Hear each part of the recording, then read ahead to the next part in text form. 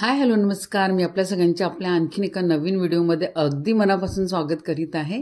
तर मैत्रिणींनो, मागल्या व्हिडिओमध्ये आपण बघितलं की हिरवा वाटाणा वर्षभर कसा साठवून ठेवायचा त्याबद्दल मी काही टिप्स दिल्या होत्या, त्यासुद्धा तुम्ही बघितल्या असेल.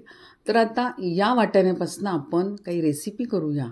चला तर मग आज आपण बनवूया अशीच खमंग आणि खुसखुशीत अशी रेसिपी या वाटाण्यापासून. तर आज आपण बनविणार आहोत आलू मटार रोल. तर ही रेसिपी अशी आहे की लहानांपासून मोठ्यांपर्यंत सगळ्यांना आवडणारी, बघता क्षणी तुम्हाला उचलून खावीशी वाटणारी, कुठल्याही चटणी किंवा सॉससोबत ही खाऊ शकता. तर सर्वप्रथम मी मटार घेतले आहे, त्यानंतर आलू तुम्ही सोलूनही उकळू शकता. तर मी इथे सालासकट उकळलेले आहे आणि त्यामध्येच मी मटारसुद्धा टाकणार आहे. तर दोन्ही छान शिजवून घ्यायचे. कुकरला 1-2 शिट्ट्याला काढून घेतल्या मी आणि छान मऊसूत असे शिजवून घेतलेले आहे. संध्याकाळच्या चहासोबत खाण्यासाठी ही एक उत्तम अशी रेसिपी आहे. आणि इकडे प्राचीनी मला छान असा बारीक कांदा चिरून दिलेला आहे. तर आलू आणि मटार बॉईल होईपर्यंत मी मैदा भिजवून घेते. तर मैद्यामध्ये आपण तेलाचं मोहन टाकू शकतो किंवा तुम्ही तुपाचं सुद्धा मोहन टाकू शकता. आणि चवीपुरतं मीठ टाकलं आणि सगळं ते मोहन एकजीव करून घेतलं. सगळं मैद्याला छान असं चोळून घेतलं आणि त्यानंतर थंड पाण्याने छान असा घट्टसर गोळा भिजवून घेतलेला आहे. इथे मैदा खूप सैलसर असा भिजवायचा नाही आहे. तर मैदा भिजवून तो 15 मिनिटासाठी मी झाकून ठेवला आणि तेवढ्या वेळातच आलूसुद्धा बॉईल झाले. तर थंड पाण्यात टाकले आणि आलू सोलून घेतले. आता एकीकडे आपण आलू आणि मटारचं मिश्रण तयार करूया. तर इथे कढई मी घेतली एक. कढईमध्ये थोडंसंच तेल टाकायचं. मी 2 चम्मच तेल टाकलेलं आहे. तेल छान तापलं की त्यामध्ये 1 चम्मच मोहरी, 1 चम्मच जिरं आणि बारीक चिरलेला कांदा टाकला. त्यानंतर हिरवी मिरची टाकली बारीक चिरलेली, कढीपत्ता टाकला आणि छान असं परतवून घेतलं. गुलाबी कलर येईपर्यंत आपल्याला कांदा असा परतवून घ्यायचा आहे. त्यानंतर यामध्ये मी अद्रक आणि लसणची पेस्ट टाकलेली आहे. ती पण छान इथे शिजवून घ्यायची आहे.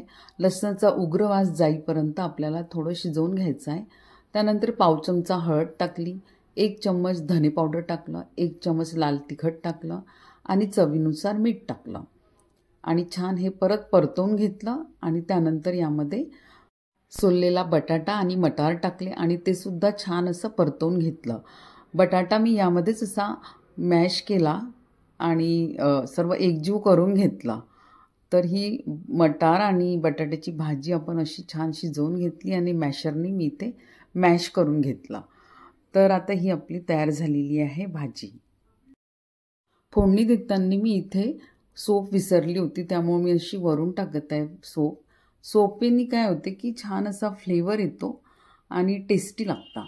आणि आपण आता अर्धा लिंबू मी इथे पिळून घेणार आहे, त्यामुळं पण असं चटपटीत असा स्वाद येतो.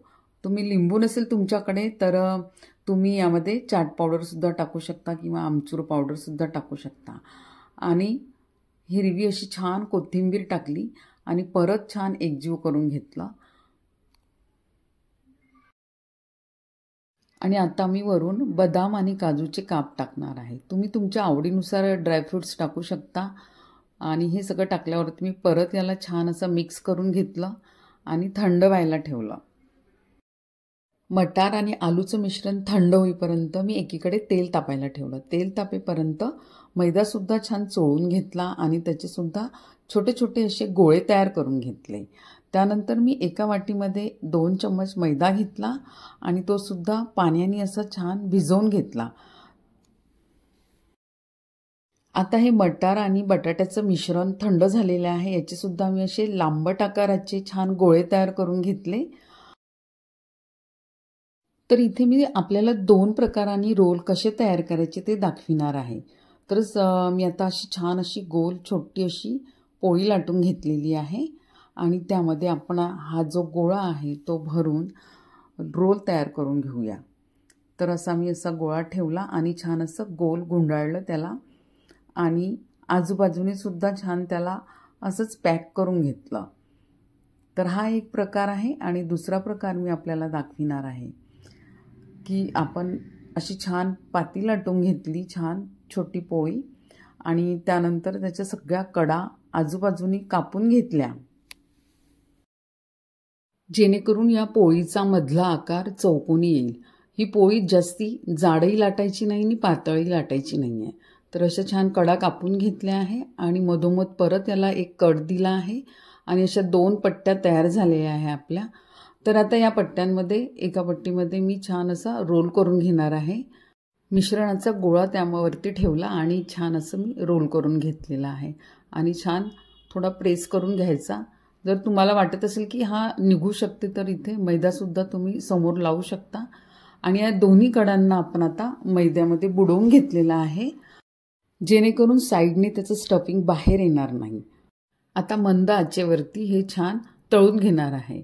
तर याला गॅस अगदी मंद पाहिजे. खूप जर तुम्ही मोठा गॅस केला तर ते लवकर लाल होतील आणि नरम पडतील, क्रिस्पी होणार नाही. त्यामुळे आपल्याला मंद आचेवरतीच याला छान असं तळून घ्यायचं आहे. आता मी मंद गॅसवरतीच सर्व बाजूनी हे रोल छान असे तळून घेतलेले आहे. तर बघा, कलरवरूनच तुम्हाला कळलं असेल की किती छान असे क्रिस्पी झालेले आहेत ते म्हणून. तर असे सोनेरी कलरवरती आपल्याला काढायचे आहे. तर बघू शकता मस्त असे तयार झालेले आहे आपले आलू मटार रोल. तर तुम्ही ही रेसिपी अवश्य करून बघा मैत्रिणींनो. तुम्ही कुठल्याही सॉस किंवा चटणीसोबत खाऊ शकता. तर हा व्हिडिओ जरी तुम्हाला आवडला असेल तर एक लाईक जरूर करा आणि चॅनलवरती नवीन असाल तर सबस्क्राईब करा. बाय.